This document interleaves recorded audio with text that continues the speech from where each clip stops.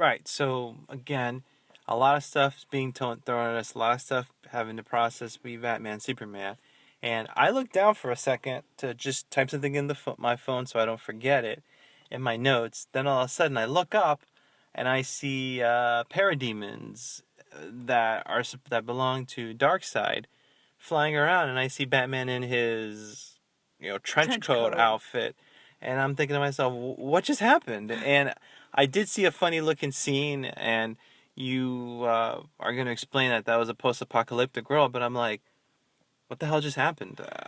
And then Batman's trying to get kryptonite. I think it had the Lex Luthor logo on it, and next thing you know is Batman's being betrayed by certain people. And I think that mercenary that was working for Lex was there. Do you remember if that was the case or not? Ooh, that was a lot to process in that scene because I knew that this was gonna be like a vision. This wasn't actually like a real scene. So I'm thinking to myself, is that? But when the Superman henchmen come aboard, that's when we just start seeing a little bit more action there. To be honest with you. And that was an interesting scene because we see Batman using a lot of guns, where his Batman came with some men to back him up, and again, this is why this scene is, to me, I want to criticize it harshly because Batman comes with some men like his own mercenaries, and essentially they get betrayed and they start getting killed. So Batman says, "No, I don't want." Obviously he doesn't want his people to die, so he takes over and he starts, kicking ass. And then he, to defend himself, he takes other guns and stuff like that and starts shooting people himself, Yeah, that was a little. which I thought was very out of character. And again, I'm a little lost because I looked down for like a minute or two, and then I look back up, and all this is happening. And then next thing I know, I see Parademons coming in, and I'm like, what just happened here? What movie am I watching now? What's going on here? Yeah, when I saw Batman started using that gun, like you said, that was out of character for him. And I know they're trying to do a different approach and everything, but I just did not like that. Well, I think what saves that scene is that it was a dream sequence. So Right. you could do something like that to give Batman a different look and a different way of doing things, and say, "Oh, it was a dream. It was a dream. He doesn't really use guns. It's okay." Um, so having said all that, I um, I was just really confused at that scene. I thought it was pretty cool that we saw the Parademons show up, Yes. and but were they on Batman's side or were they on Superman's side? I couldn't even tell. And how is Batman having a dream so vividly about parademons? Because it's foreshadowing Darkseid. Right. Yeah, that's probably another thing that felt rushed, to be honest with you. Yeah, it seems like, oh, we'll just throw it in there and we'll try and do it as an Easter egg, and the fans will like it. And it just totally didn't work. A nice little action sequence here, but totally out of place in the movie. And then to make matters even worse, which is the next thing I want to criticize, Superman shows up and basically incinerates two of Batman's friends. Oh, man. And then Superman tells Batman, she was my heart. And talking about, I'm assuming Lois Lane, Right. she was my heart. And he goes to rip out Batman's heart. And then that's when Batman, now as Bruce Wayne, wakes up. And then something else happens. And you just said it was a nightmare dream sequence, but it wasn't, though. It was what I'm calling a flashpoint sequence, because what we saw then was the Flash show up, apparently, from the past or from an alternate future, Oh, man. and tell Bruce Wayne, it's her, it's Lois Lane, she's the key. And I'm like, what is going on? Yeah, I got confused. Very confused. And if you're not a comic book fan, or if you're not a DC fan, or you haven't been following along certain things, you're going to get really confused. And as a matter of fact, I'm confused because Flashpoint is a storyline that takes place in the comic books where Flash goes back in time, saves his mom, but irrevocably changes the future. Eventually, he does try and go back and fix things, but it doesn't fully happen. And that essentially is what the new 52 is all about. You guys probably hear that in articles when you're reading like Yahoo.com or doing searches on Google or whatever.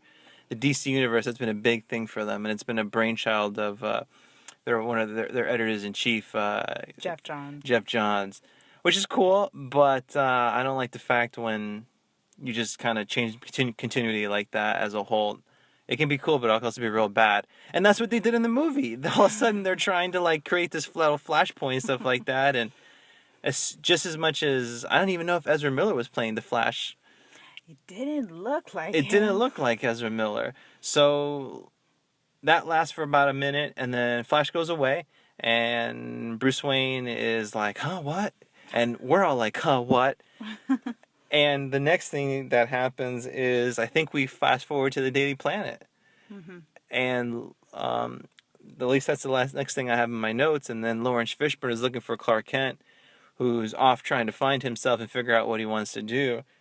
Because I think at that point he's been asked to show up at the Senate hearings by Holly Hunter's character.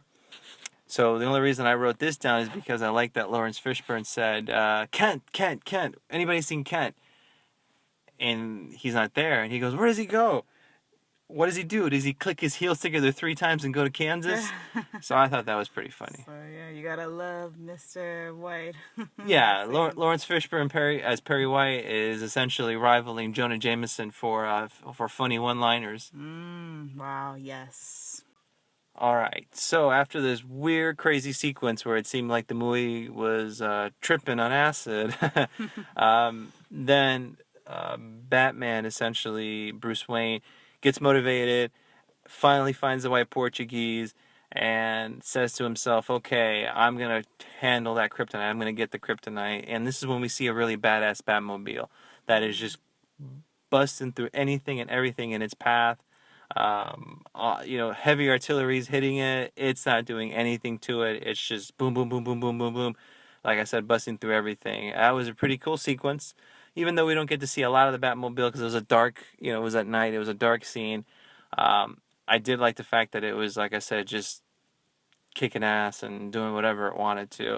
It definitely wasn't the Tumbler from the Dark Knight series. It was definitely more of a sleek sports car, but obviously could stand up to anything that is, until it ran into Superman.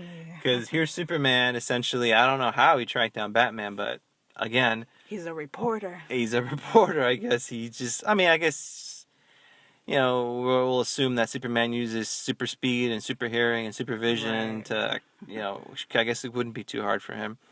But he's just kind of hanging out there, it seems, and then all of a sudden, Batman sees him, and Batman decides, hey, my Batmobile against your Man of Steel, and Man of Steel won. And the Batmobile essentially goes careening off into the side. And this is where we see the iconic scene where Superman basically takes off the doors of the Batmobile, and Batman slowly gets up, and they both kind of meet each other face to face. And this would have been the scene right here where we could have had a little fight scene. It doesn't have to be the fight scene we saw later, but it could have been a little fight scene where Batman is just, hey, look, man, I'm not going to be intimidated by you. I am not going to let you bully me. I'm the bully, and I'm going to prove to you right now that I can take you down. And I think it would have been a cool chance for them just to kind of have a little fight, a little interaction, and Batman could have sent some kind of message to him instead of just, do you bleed? You will. That was cool too, but it could have been even better if Batman had kind of done something and then maybe escaped afterwards. I don't know. Yeah, that probably goes down, in the writing and editing too at that point. So that was something, like you said, the do you bleed part was cool, but yeah, they could have had a little bit more interaction. Right. And what's interesting too is that the scene we just criticized, the dream sequence, and that wannabe Flashpoint sequence, take that out and give me a fight scene, and that would have made the movie, I think, a lot better just in that sense.